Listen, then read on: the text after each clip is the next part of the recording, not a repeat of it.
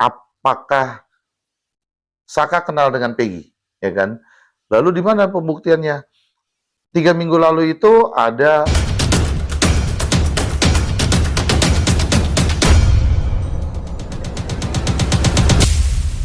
Jadi gini, kalau itu mungkin Saka nggak paham prosesnya. Sebetulnya begini, eh, awalnya memang kan saya kebetulan tampil di beberapa media untuk membuka fakta persidangan. Kemudian ada satu kesempatan saya berkomunikasi di satu media dengan Mas Farhad. Mas Farhad sebetulnya kelihatannya masih ragu. Akhirnya kan saya tantangin aja deh, Mas Farhad gini deh, kita lihat berkasnya. Mas nggak usah banyak cerita dulu, buka berkasnya. Setelah itu saya buka berkasnya. Dari situlah Mas Farhad mungkin berpikir, kok ini ada yang salah gitu. Berkomunikasilah dengan Mas Krisna. ya. Nah dari situ akhirnya datang ke sana. Gimana proses antara Mas Farhad dengan Mas Krisna? Mangga, karena saya juga komunikasi gitu. Ya, saya peduli dengan kasus ini, menarik buat saya ketika kita membuat satu grup ya Bu Titin. Satu grup kan dalam kasus Vina, terutama adalah masalah Saka yang terpidana 8 tahun, sudah menjalankan 3 tahun 8 bulan, banyak kejanggalan-kejanggalan di sini. Kita komunikasi. Sehingga waktu kemarin saya dari Jogja, saya mampir deh ke Cirebon, mau ingin bertemu dengan Bu Titin. Langsung untuk ketemu Bu Titin, ketemu dengan Saka. Mendengar langsung dari Bu Titin, melihat berkas, lalu mendengar langsung juga dengan Saka, semakin menarik. Semakin menarik lagi. Makanya kita akan uji lagi kembali. Ya, kasus ini udah inkrah artinya. Tapi kenapa kasus ini akan menjadi terblow up lagi? Karena banyak kejanggalan. Dan Bu Titin udah berjuang dari tahun 2016 akan membela hak-haknya daripada tersangka, akan sampai menjadi terdakwa. Cuman teriakan-teriakan Bu Titin banyak nggak didengar orang, kan gitu. Ya, maklum pengacara kampung. Kalau pengacara kampung nggak didengerin. Ya kan teriakan bukan baru. Jadi kan bahwa Bu Titin udah memperjuangkannya dari 2016. Jadi melihat daripada kejanggalan-kejanggalan itu, sehingga kita rangkum dari mulai penyidikan, dari mulai penuntutan, dari mulai putusan, ini banyak yang janggal. Banyak yang janggal. Jadi perlu dicatat bahwa malam kejadian itu Saka berada dengan Sadikun, bahwa ada motornya Irfan ya, motornya Irfan rusak, lalu ingin ke bengkel, ya kan diperbaiki bersama dengan Sadikun. Lewatlah flyover itu, karena banyak ada polisi, ya kan Saka dengan Sadikun nggak pakai helm, kembali di situ. Nggak tahu tentang kejadian itu. Artinya bahwa malam itu Saka berada dengan Sadikun memperbaiki motornya Irfan. Cuman itu sudah diungkapkan juga di dalam fakta persidangan. Lalu kan semua kembali lagi diarahkan ke BAP, ke BAP, ke BAP lagi. Jadi cuman copy paste doang. Jadi antara BAP, tuntutan, majelis hakim mengarahkan ke ke dalam BAP. Lalu Saka kan sudah menyatakan yang sebenarnya dalam kejadian itu. Tapi apa? Nyatanya putusannya bahwa Saka dianggap sebagai kasus pembunuhan. Artinya bahwa Saka itu waktu kan usianya 15 tahun.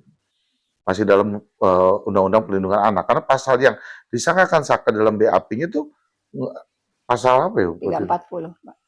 Kalau dalam BAP 351, tapi ya, putusannya 351. Kan cuma dalam putusannya menjadi 340. Coba bayangkan itu. Nah, kami akan uji nanti di PK. Bismillah, mudah-mudahan. Ya, Polda Jabar terkait menyangkut masalah apakah Saka kenal dengan Peggy, ya kan? Lalu di mana pembuktiannya? 3 minggu lalu itu ada penyidik dari Polres dan Polda Jabar datang bertemu dengan Saka. Dia menyodorkan 3 foto, ini. Dan lalu Saka akan melihat Peggy yang sekarang ditangkap, Peggy yang sekarang ditahan, berkembang di media. Foto yang disodorkan oleh penyidik dengan foto yang ada tuh berbeda. Cuman kan Saka sekali lagi nggak kenal dengan Peggy. Jadi Pak Saka nggak bisa berkomentar bahwa Peggy ini yang asli yang mana, yang palsu yang mana. Orang dia nggak tahu, dia nggak kenal Peggy gitu loh. Cuman memang di dalam keterangannya putusan itu, ya kan Saka mengenal Peggy. Jadi penyidik mengambilnya dari situ.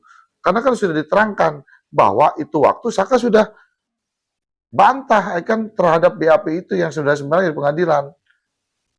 Ya itulah keadaannya. Cuman ya kan tetap aja jatuhnya kepada 340 putusan. Ada tahap apa lagi sih Bang, kan sudah pemeriksaan saksi, ada langkah apa yang mungkin dari Abang untuk Saka sendiri? Nggak ada langkah apa-apa. Artinya kan bahwa kalau nanti Peggy sampai P21, dia bebas, paling kan Saka akan diminta keterangan sebagai saksi di pengadilan terkait masalah keterangan BAP saksinya, kan itu doang palingan. Iya, udah nggak ada lagi. Kalau kita mau mengupayakan upaya PK-nya Saka, ya kan, dengan mengumpulkan para ahli pidana dan apa yang paling pas hukumnya untuk kita berangkatkan PK itu. Tapi optimis Bang, PK itu dapat diterima. Harus optimis. Sekarang lebih optimis ya Bu Titin ya. Lebih optimis karena makin banyak lah. Dan ada beberapa kejutan lagi nanti yang Bu Titin akan tunjukin dengan bukti-bukti baru kita. Kita lihat aja dulu. Optimis itu apa Bang? Yang membuat optimis dapat PK itu dapat diterima gitu Bang? Bukti baru mungkin. Ya bukti-bukti barunya banyak perihal-perihalnya kan, banyak perihalnya. Kita bisa membuktikan bahwa Saka tidak berada di lokasi itu malam, ya kan, dengan apa dan sebagainya. Banyaklah bukti-bukti kita. Tapi nanti kita pasti akan tuangkan di dalam pengadilan. Artinya kan ini tangkap dulu. Apabila PK itu sudah diuji dan teruji dan benar, apakah akan ada langkah hukum untuk salah Betul. Sebetulnya gini, dari buat masyarakat, saya lebih senang menyebutnya kampung ya. Saya juga sudah berkonsultasi dengan keluarganya. Buat mereka, penderitaan Saka yang saat itu yakin betul tidak terlibat dalam perkara ini juga penderitaan sudah luar biasa. Anak 15 tahun, kalau dari keterangan Saka, dia mendapatkan perlakuan yang luar biasa. Saya sampai gini, kalau waktu vonis aja saya sampai bahasa gini, ya Allah Saka, takdir kamu begini, saya sudah coba perjuangkan kamu. Waktu itu saya sempat ngomong gini ketika vonisnya 8 tahun. Kemudian sekarang, dan itu apa yang terjadi di sidang, kalau misalnya itu mimpi buruk saya, sampai hari ini saya ingat betul apa sih yang dikatakan hakim ketua ketika kita beralibi kalau Saka malam itu sedang berada berusaha mencari bengkel. Jawabannya, mana ada bengkel buka malam-malam. Itu jadi mimpi buruk saya sampai hari ini. Cuman kembali lagi, saya pengacara kampung yang aksesnya juga sangat tidak luar biasa. Saya sudah berusaha kemana-mana. Kalau misalnya hari ini ada keadilan buat Saka, kita bisa buka seperti apa sih kondisi yang sebetulnya. Kita juga nggak aneh-aneh. Jangan berpikir Saka akan nuntut miliar-miliar. Enggak. Dia direhabilitasi nama baiknya. Dia dikembalikan hak-haknya juga sudah luar biasa. Nggak ada tuntutan yang luar biasa dari keluarga. Enggak. Saka bisa diterima di tempat bekerja yang lebih baik, dia tidak dicap sebagai pembunuh juga, buat kami itu sudah luar biasa. Saya sangat tersanjung ketika Bang Krisna sama Bang Farhad masuk ke dalam tim saya, karena bukan tim, mendukung saya, karena saya sebenarnya sudah komunikasi dengan beberapa pengacara.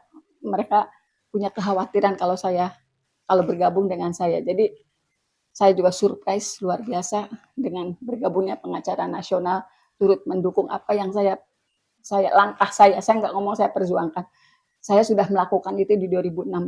2016 saya udah teriak-teriak ini ada yang salah. Tapi mohon maaf, waktu itu semua media tidak boleh bikin berita masalah keresahan pengacara. Yang di blow up adalah kekejaman dari perkara ini.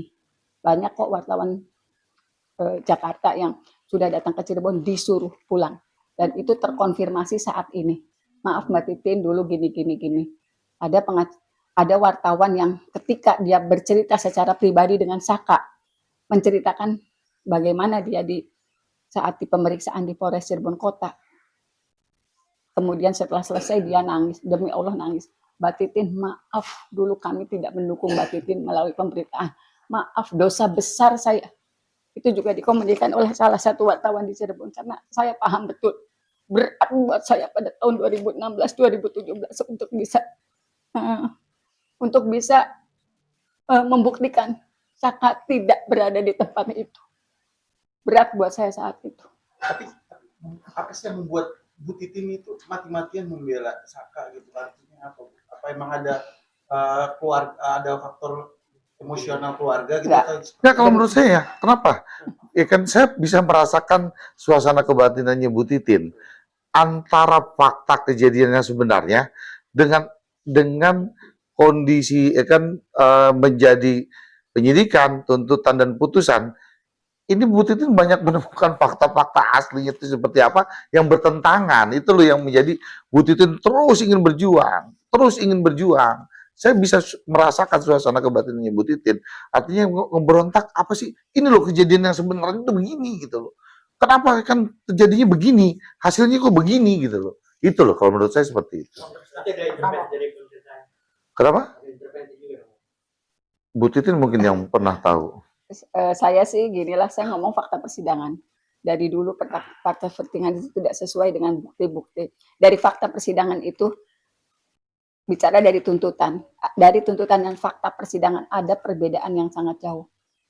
Seperti yang saya sampaikan di putusan tuntutan itu kematian korban karena luka tusuk di bagian perut dan bagian dada. Di fakta persidangan dari hasil otopsi kematian itu karena retakan tulang belakang tengkorak. Kemudian baju yang digunakan korban yang dihadirkan di persidangan dan terkonfirmasi oleh saksi itu baju yang digunakan korban itu tidak robek. Padahal di tuntutannya kematiannya karena luka tusukan di dada dan di perut. Jadi saya sih ngomongnya fakta persidangan. Saya menghadirkan saksi alibi tidak didengar. Itulah sebabnya pada saat pemeriksaan Saka di persidangan karena merasa persidangan itu tidak sesuai dengan persidangan anak, saya melaporkan ke Komisi Yudisial. Selain saya ke Propam Polda Jabar karena di situ 2 hari setelah penangkapan saya juga bisa tidak melihat kondisi yang ditangkap. Kemudian ada foto-foto yang luka boncor-boncor itu saya lapor ke Probalewen tanggal 7 September 2016. Saya lapor ke Komnas HAM karena saya juga tidak bisa menemui orang yang ditangkap. Semua yang ditangkap pada tanggal 13 September 2016. Akhirnya setelah proses persidangan juga saya melapor ke Komisi Yudisial. Dan itu memang kalau Komnas HAM baru 2 minggu belakangan ini setelah viral baru membuka kembali perkara ini. Dan sebetulnya berkas di Komnas HAM itu masih lengkap. Hanya foto-foto yang boncornya aja yang hilang. Saya kasih kembali. Gitu. Jadi itu. Pertama kali ketemu selama 8 tahun segala macam. Mungkin juga dihabisin. Pertama kali ketemu Bang Krisna, apakah dia sudah aman mental atau masih? Saya melihat pertama kali bertemu dengan Saka sekarang umurnya berapa nih? 23 tahun. 23 tahun. Tapi terasa saya seumuran 23 tahun tuh kayak masih komunikasinya tuh masih kayak komunikasi orang umuran 15-16 gitu. Nggak bisa terlalu ini. Kan iya, maksudnya kenapa dia nggak bisa menjadi umur 23? Ya, karena waktu itu kan di pressure kondisi di umur 15 tahun kan seperti itu, bayangkan coba. Ya pasti trauma lah. Coba kalian lihat nih sekarang, coba bahasanya ngomong dengan Saka. Ya kan nggak seperti kayak umur 23 dia.